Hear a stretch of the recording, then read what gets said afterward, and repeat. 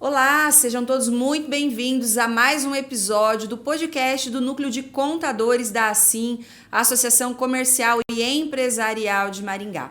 E no nosso último encontro, nós falamos de um tema muito relevante sobre a separação do dinheiro da pessoa física e da pessoa jurídica. E como nós recebemos muitos questionamentos, muitas perguntas da nossa audiência, nós decidimos gravar mais um episódio sobre esse tema.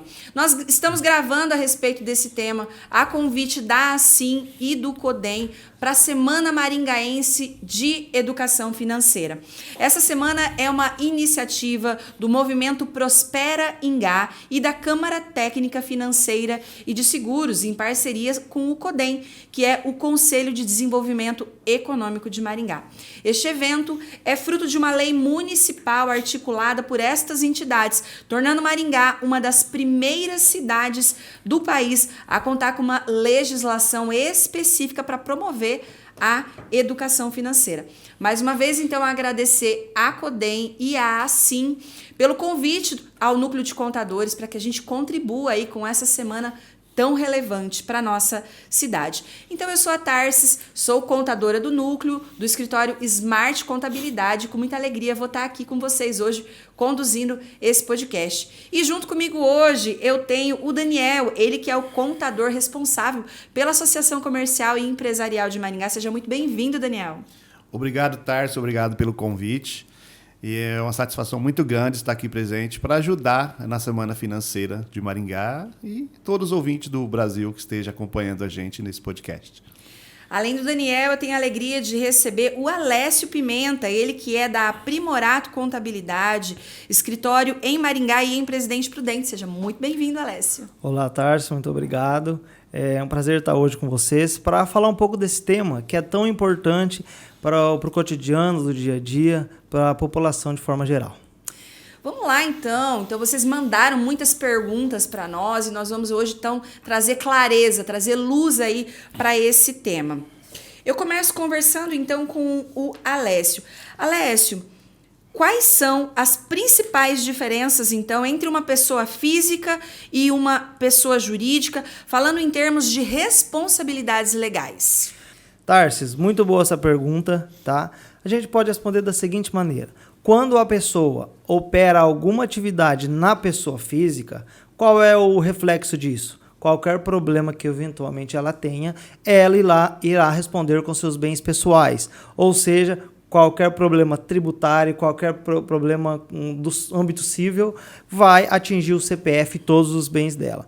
Agora não, quando a pessoa faz a abertura de um CNPJ e opera a sua atividade através desse CNPJ, em primeiro momento o CNPJ ele tem um capital, tá? E a responsabilidade é limitada ao capital constituído dessa empresa, tá? Para num segundo momento, depois de passar várias questões, que pode atingir a pessoa física. Então, é muito mais seguro e muito mais indicado que a pessoa opere qualquer atividade na pessoa jurídica.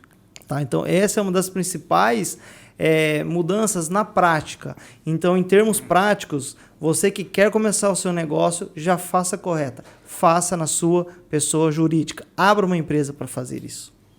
Alessio, é importante a gente falar para quem está ouvindo a gente que isso que você acabou de trazer se trata de uma empresa limitada, porque tem diferença dessa denominação jurídica da pessoa, né? Você quer esclarecer um pouco para a gente? Claro, esse tipo jurídico de abertura de empresa, no nosso país hoje, você consegue abrir uma empresa limitada em que você constitui ela, somente você ou você em outro sócio, e você coloca lá, vou colocar R$100 mil na minha empresa e vou constituí-la. Então, todas as obrigações, em primeiro momento, eles vão atingir este patrimônio que você o colocou. Tá? Esse é o tipo jurídico. Empresa limitada, de responsabilidade limitada. Você pode constituir o empresário individual também, que isso antigamente era muito, muito utilizado. Porém, qual que é o problema disso? Qual é o impacto disso? Quando você constitui uma pessoa jurídica, mas um empresário individual, você não tem limitação das dívidas no patrimônio constituído, ou seja, a limitação é todo o seu patrimônio no seu CPF. Então, a gente indica que Você vai constituir uma empresa, entre em contato com o seu contador e veja a melhor empresa, o melhor formato possível. Existe também sociedade anônima, se você tem mais sócios, dependente do contexto, tá? Se você quer captar recurso, tem também uma sociedade anônima que é possível você constituir. Entre outros negócios, quando é construção civil, tem as suas particularidades.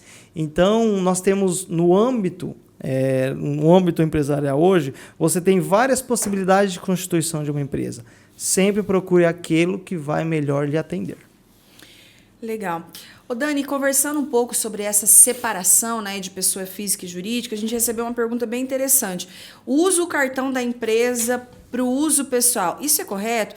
Eu percebo que muitas vezes o cartão, ele naquele formato, muitas vezes que vem com limite maior por conta do faturamento, ele acaba sendo usado pelas famílias de maneira geral para o dia a dia. Quais são os riscos e o que pode acarretar essa mistura aí de pessoa física e jurídica? Ô, Tarso, o uso do cartão pessoa jurídica na pessoa física não é uma prática correta, né? Não pode utilizar. Já tem que ter a empresa, ela tem que ter o cartão dela e da pessoa física também ter o cartão para ela utilizar. Pode acontecer dela usar o cartão físico dela para uma despesa da empresa, mas qual que é a prática legal? Faça através acho que a empresa deve ter um cronograma de reembolso da despesa. Então é registrada na contabilidade, não tem problema quando é tratado desta forma. Então tem que tomar cuidado, porque pode haver abuso, pode ter desconfiança do outro sócio, legalmente não fica legal para a empresa, nem para ela prestar conta para os seus interessados, stakeholders que façam parte da empresa.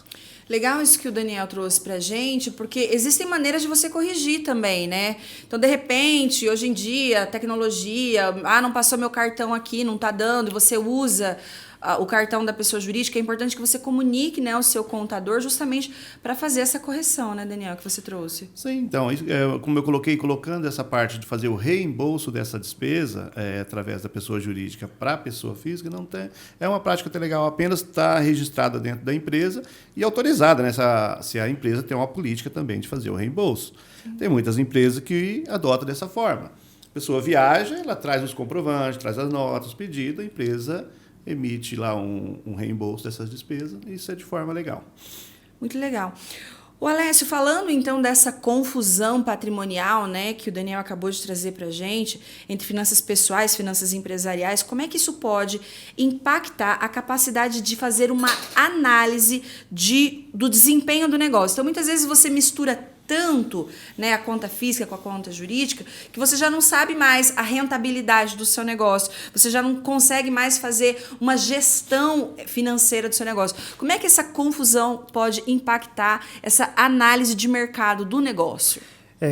Essa confusão, qual que é o maior problema dela? Você que é o empresário, você que confunde essas duas contas, você não vai ter o real resultado do seu negócio. Você não vai saber se no final do mês você teve um bom resultado ou um mau resultado. Então, é muito importante, por quê? Porque muitas empresas abrem e muitas empresas fecham. Tá? Nesse percentual, para você ter uma ideia, de janeiro a abril deste ano, abriu mais de 1 milhão de empresas e fechou mais de 600 mil empresas.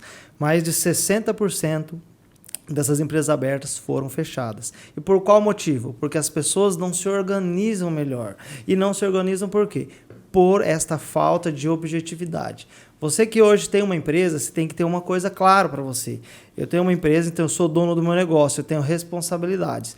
Com essas responsabilidades, ela faz com que você se obrigue a se organizar melhor. Você tem que saber que as contas da empresa são A e as suas contas são B. Por quê? Porque se você não fazer isso, vai chegar no final do mês, você não vai ter ideia de se aquele seu negócio te deu aquela rentabilidade esperada. Se você não tem essa informação, você peca na definição do que fazer. Ou seja, se a situação está ruim, o que vai fazer? Aonde está ruim? Você perde esta visão, tá? Então, tem que se tomar muito cuidado com isso e segregar da melhor maneira possível, porque você tem a sua família, sua renda possivelmente vem de lá. Então, quanto mais organizado você estiver, melhor você consegue um desenvolvimento melhor e você consegue ter uma visão melhor para talvez superar o seu concorrente, superar aquela meta de faturamento que você já definiu e você precisa cumprir para pagar as suas contas. Então, isso essencialmente pode fazer a diferença entre a continuidade da empresa e o encerramento da empresa. O Alessio, na prática, então, teve uma pergunta que foi enviada aqui pra gente. Vamos responder ela de uma maneira bem prática, tá? Você tem uma estratégia de organização financeira, tanto para a vida pessoal quanto para a vida empresarial, dos dois lados? Uma estratégia prática mesmo, para quem está ouvindo a gente. Sim, Tarsis, a gente tem. Tanto eu como algumas pessoas, isso é muito particular. Eu gosto de usar planilhas, mas algumas pessoas gostam de usar papel e caneta. Não importa a forma de controlar, mas você tem que fazê-lo. Então, nós, na nossa empresa, tem um sócio e lá nós estipulamos quanto eu e ele vai retirar por mês. E nós não retiramos um centavo acima disso. Estritamente, mensalmente, nós já sabemos o nosso gasto. E a diferença, o que sobrar na empresa ou o que faltar, a gente sabe que aquilo vai ser da empresa e deve ser utilizado para compor um fluxo de caixa ou deve ser utilizado para a gente fazer investimentos. Então, você tem que ter isso muito claro. Você pode usar papel, caneta, planilhas, não importa a ferramenta. O que nós temos que entender é que nós temos que fazer. Nós temos ali clientes que há muito tempo ele chega no final do dia, coloca em um caderno o tanto que entrou no banco e o tanto que saiu. Pronto, mas ele consegue fazer a administração da empresa dessa maneira. O fluxo de caixa, essa separação é tão importante. Nós temos ali clientes com faturamentos acima de milhões que utilizam para a gestão o fluxo de caixa. Ou seja, ele sabe o valor que entra e o valor que sai. E tem detalhadamente escrito e combinado qual é o valor que ele vai retirar desta empresa mensalmente. Ele quer tirar mais ou você quer tirar mais? Espera, apura no final do ano. Deu lucro, retira uma parte do lucro, mas tenha isso separado. Isso é muito importante. Muito legal isso que você trouxe a respeito do fluxo de caixa, né, da importância de a gente ter tudo isso muito organizado. E Daniel, falando sobre fluxo de caixa, então, nós recebemos aqui uma pergunta bem bacana. Como gerenciar, então, esse fluxo de caixa, já que estamos falando desse assunto, de forma eficaz para garantir a saúde financeira da minha empresa e, respectivamente, consequentemente também, a saúde financeira aí dos sócios que estão utilizando dessa ferramenta? Tarsis, a utilização do fluxo de caixa não é uma prática em todas as empresas, mas é uma prática muito importante e ela vem só agregar para a empresa. Por quê? Quando a empresa ela faz um fluxo de caixa, ela já coloca que as despesas que elas têm que pagar, ou seja, de um mês, de 2 meses, nesse período, então ela sabe que ela tem que ter um recebimento na mesma proporção. Para ela poder negociar com fornecedores, para estar com as obrigações tributárias todas em dias. E o fluxo de caixa, não é fazer um fluxo de caixa para 2, 3 meses e parar. Tem que monitorar toda semana, tem que estar olhando, porque teve compras, entradas novas. E ter uma equipe de recebimento, vamos colocar, se você vendeu, não uma equipe, né, não digo uma equipe, mas um fluxo de recebimento das vendas que você pratica também. Porque o fluxo de caixa não é só o que eu tenho que pagar. Quanto que eu tenho que, nesse período, quanto que vai me entrar para me honrar com as minhas obrigações. E esse fluxo de caixa não é só para o empresário ali, um só. Se ele tem sócio, todos têm que estar de acordo com o fluxo de caixa, porque não adianta um fazer e o outro estar gastando de forma desordenada. Então, o fluxo de caixa tem que estar bem alinhado entre os sócios. Ô Daniel, uma pergunta que é interessante que a gente fale aqui a respeito desse fluxo de caixa, né? Você falou das compras e tudo mais. Existe o fluxo de caixa gerencial e o fluxo de caixa fiscal? Porque muitas vezes aquele empresário que está ouvindo a gente, ele confunde um pouco, né, Alessio, essa questão do fluxo de caixa fiscal e do fluxo de caixa gerencial. Comenta um pouco para a gente sobre essa diferença. Eu acho que é o seguinte. Primeiro, a diferença dos dois é que o fluxo de caixa que você deve seguir é aquele que é a sua realidade, tá? Não importa qual a denominação você vai dar para esse fluxo de caixa. O que você, empresário, tem que saber é que aquilo que efetivamente entrou e aquilo que efetivamente saiu. Por quê? Porque se você viu que a sua despesa ela é fixa em um mês, porém as suas entradas estão caindo e você não está atingindo aquilo que você quis, ou que você desejou, ou qual foi a sua meta, você tem que tomar uma definição. Qual é a definição? Quais são as possibilidades? você não atingiu o faturamento, você pode buscar fluxo de caixa, colocar mais dinheiro na empresa. Não tenho? Buscar captação de recursos no mercado financeiro, empréstimos ou reduzir despesas. Porém, com o acompanhamento desse fluxo de caixa mensal, você consegue atingir o momento ideal de fazer esse corte de despesas ou essa captação de recursos. Porque não adianta você chegar no final do mês, daqui 2, 3 meses, e ver que a sua conta já está negativa, que a situação está indo de mal a pior. Você tem que antecipar. Então, essa antecipação só é possível com esse fluxo de caixa. Pode dar um nome que você entender ser mais adequado, porém tem que mostrar a realidade. Ele tem que ser evidenciado o que realmente entra na sua empresa e o que realmente sai na sua empresa. Isso é muito importante e pode fazer a diferença para o dia de amanhã e para a gestão do seu negócio.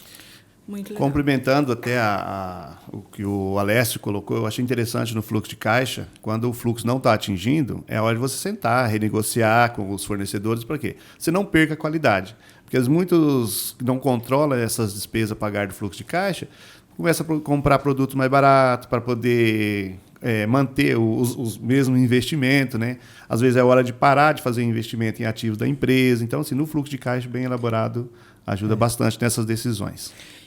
Daniel, eu até acho que o fluxo de caixa ele é tão importante porque uma empresa ela sobrevive um tempo sem ter lucro, desde que ela tenha caixa. Então, se ela tem um caixa, ela consegue usar alguns meses e consegue sobreviver. Então, a curto prazo, sem o fluxo de caixa, você quebra a empresa. Pode ser 1, 2, 3 dias, acabou o fluxo, não consegue comprar, você não consegue desenvolver sua atividade, então a sua empresa não consegue continuar as atividades. Então, o fluxo de caixa ela é de tamanha importância. Você tem que ter lucro? Sim. O lucro a médio e longo prazo ele é essencial para você satisfazer todas as entradas de recursos. Porém, o fluxo de caixa ele é mais imediatista. Você tem que fazer um acompanhamento realmente de perto, dia a dia, e não fazer com que ele fuja dos seus olhos, tá? Nós ali no nosso escritório, a gente utiliza ele, a gente faz um acompanhamento semanal do fluxo de caixa, por quê? Estamos precisando pagar alguma conta, surgiu algumas coisas, da onde vai vir o recurso? Vamos ter que vender mais? Vamos ter que melhorar a venda? Vamos ter que diminuir alguma outra coisa? Então, isso é muito importante nesse momento, tá? É importante falar que o fluxo de caixa, então, ele te possibilita, empresário, fazer estratégias para o seu negócio, né? Visualizar os números e criar estratégias, entender com clareza aonde o dinheiro está indo, né? Para onde o dinheiro está escorrendo e qual é a estratégia que você vai utilizar daqui para frente para a manutenção aí do seu negócio. Com certeza, Tarso. E um complemento também, quando você faz um fluxo de caixa, eu já presenciei algumas empresas que às vezes você olha no extrato dela, está lá com R$100 mil parado. Sendo que a conta próxima a vencer dela é daqui 15, 20 dias. Ela podia aplicar esse dinheiro, estaria rendendo numa aplicação financeira, ajudando na receita da empresa no mês. Esse é um excelente exemplo de estratégia realmente, né, que pode ser usado quando você visualiza esse fluxo de caixa. Aí eu vou dar um outro exemplo que a gente tem ali, que o fluxo de caixa, a pessoa não acompanhou, usou limite de conta pessoal, já começou a misturar, limite de conta da pessoa jurídica. Olha, gente, a gente sabe que limite de cartão de crédito, a taxa de juros é muito alta, é extremamente alta. Então, para você não chegar neste ponto, se você conseguir visualizar antes, você consegue buscar recurso mais barato. Ali, a própria associação comercial, ela tem agências que ajudam você a fazer uma captação de recursos. Mas não adianta ele captar em recurso quando a água já está batendo lá na cabeça. Tem que antecipar um pouco. Se nós anteciparmos, a gente consegue ter uma saúde financeira, uma saúde empresarial melhor. E é importante eu lembrar, por quê? Essa questão de você usar crédito pessoal para aplicar na empresa, geralmente isso aí não acaba bem no final, tá?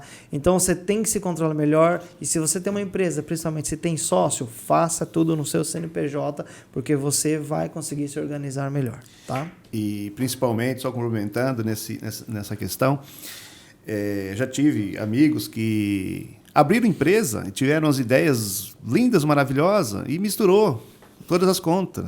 Tipo assim, estava dando dinheiro, a empresa tinha lá estoque, tinha tudo, tal.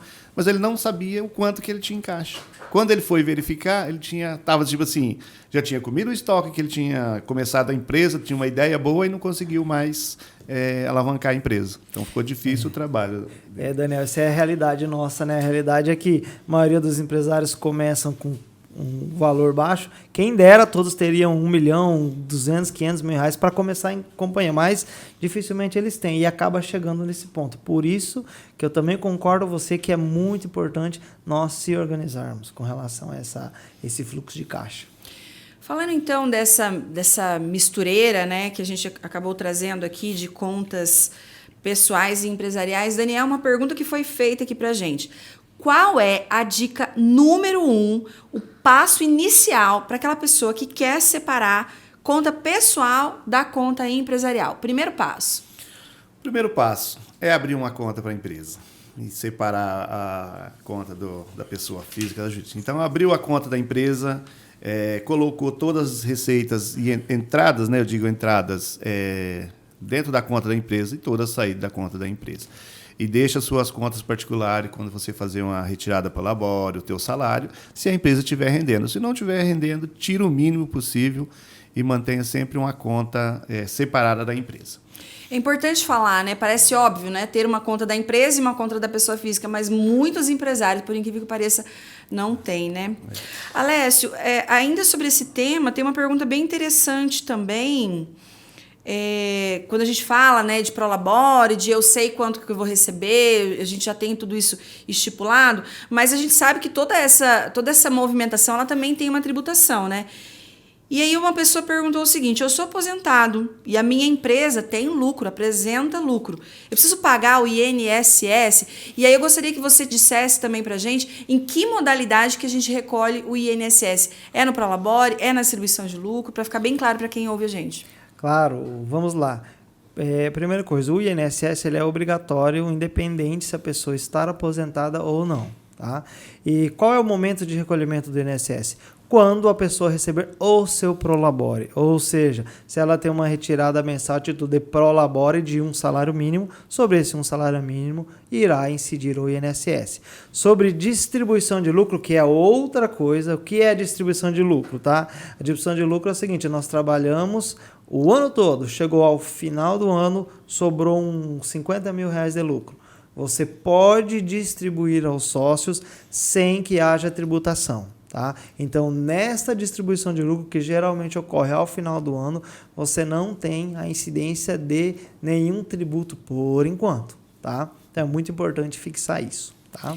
Muito legal. Vamos entrar num tema agora muito relevante, que é a entrega da declaração de imposto de renda. Estamos aí nos prazos, nos dias finais, né, da declaração de imposto de renda deste ano de 2024. E eu gostaria que a gente trouxesse aqui uma breve discussão sobre a destinação de um imposto a pagar para as instituições de caridade aí da sua cidade. E por que isso? Porque nós sabemos que isso é possível e sabemos também, como contadores, que isso é pouco utilizado, essa ferramenta, né? E quando você destina aí esse imposto para uma instituição da sua cidade, você tem essa possibilidade, né, de enxergar a maneira como esse recurso está sendo utilizado, né? Alessio, começa falando para a gente, então, de quais as possibilidades de destinação deste imposto de renda e como isso pode também beneficiar essas instituições das nossas cidades que estão perto da gente. Tá, vamos lá. Você que faz a sua declaração de imposto de renda, não o fez ainda, você pode, na própria declaração de imposto de renda, destinar até 6% do imposto devido para o fundo do idoso e o fundo da criança e do adolescente. Sempre metade para cada, tá? 3% para o idoso e 3% para o fundo da infância e da adolescência, que totaliza 6% do imposto devido. Por que que isso é legal e qual é a operacionalização disso? Vou dar um exemplo. Se você tem R$500 para você pagar de imposto de renda este ano, às vezes a própria declaração te dá um limite, por exemplo, de R$50 para destinação. Então, os R$1.000 que você teria que pagar, ele não vai ser aumentado. Não é doação, é uma destinação. Aqueles R$1.000 que você pagaria para o Tesouro Nacional, que daí é um recurso que a gente, né, vai chegar, mas a gente não tem este rastreio, né? É o momento que a gente fala, ó, eu não quero que vá totalidade para o Tesouro, eu quero que fique um pouquinho no fundo da minha cidade, no fundo do meu município. Então você consegue elencar a sua cidade e falar, ó, eu quero que uma parte destes R$1.000 fique na minha cidade. Quando você faz isso, você exerce a cidadania. Esse é um dos poucos momentos que você, cidadão, consegue exercer e consegue falar para onde você quer que o seu tributo vá. Nós pagamos muito impostos, tributos como um todo, e esta é a nossa oportunidade de nós colocarmos o recurso na nossa cidade e vermos o entorno da nossa cidade ser desenvolvido e utilizar esse recurso. Esse recurso ele vai para um fundo municipal e esse fundo ele é exclusivo, acessado pelas entidades assistenciais. Então, é um recurso, é um momento, é uma oportunidade que você, cidadão, tem de exercer a cidadania. A Receita Federal está fazendo ações para incentivar esta destinação, a própria associação comercial, o núcleo de contadores também. Então, a gente entende que, por exemplo, a cidade de Maringá, a capacidade de destinação dela no ano de 2023 foi de R$38 milhões. Qual foi o valor destinado? Não chegou a 3.200.000 e 400 mais ou menos. Não chegou a 10% do valor total. Então é o seguinte, esse é algo que você tem que fazer, fala para o seu vizinho e vamos incentivar com que esse recurso fique na nossa cidade. Escolha a sua cidade e deixe esse recurso ser utilizado para a sua comunidade, pois assim você vai ver o desenvolvimento mais perto de você. Eu queria complementar quando o Alessio colocou ali, quando você tem um imposto a pagar e fazer a destinação. Só pontuar também, não só vai destinar quem tem a pagar. Se você tem, mas eu não tenho imposto a pagar, então não vou destinar. Não. Se você tem um imposto a restituir, você também pode pagar o DARF, né, junto para faz o pagamento antecipado, mas você vai receber ele dentro com juros, né, quando a Receita for fazer a restituição do seu imposto de renda. Você pode destinar também, pagar o DARF e você vai receber de volta junto com a sua restituição. É isso, Alessio? Daniel, muito bem lembrado, hein? E a outra coisa, hein? Quem já fez pode retificar e fazer a destinação, ainda dá tempo. Até o prazo, que é o dia 31 de maio, você pode retificar e faça a sua destinação, faça a sua parte. É importante a gente trazer essa clareza realmente, né, para você que está aí destinando. Isso que o Daniel trouxe é muito importante. Mas eu tenho a restituir, né? Eu não tenho a pagar, a recolher. É importante que você saiba também, que você entenda que você pode sim fazer essa destinação. É muito importante, como o Alessio trouxe, é a nossa oportunidade, né, de ver com os nossos olhos ali aonde esse recurso vai ser utilizado e vai ser investido, né, em situações próximas aqui a nós. Eu quero agradecer, então, imensamente mais um episódio do nosso podcast, mais uma oportunidade, né, de levar conhecimento a todo mundo que nos assiste. Daniel, muito obrigada pela sua generosidade de estar aqui com a gente. Tarso, foi um prazer estar aqui contribuindo. Sempre que precisar da gente, que a gente tenha noção, poder ajudar a população, a gente vai estar presente. Conte comigo. Muito obrigada também, Alessio, pela contribuição que você trouxe aqui ao nosso podcast de hoje. Que isso, eu que agradeço a presença. Espero ter ajudado um pouquinho, nem que seja os novos empresários, aqueles que já têm empresa e aqueles que querem ali fazer da sua empresa um grande negócio. Agradecer também à Assim e ao Codem, que trouxe a oportunidade, né, do Núcleo de Contadores da Assim de contribuir com essa Semana da Educação Financeira. Foi uma alegria e um prazer estar aqui com vocês e até o nosso próximo episódio.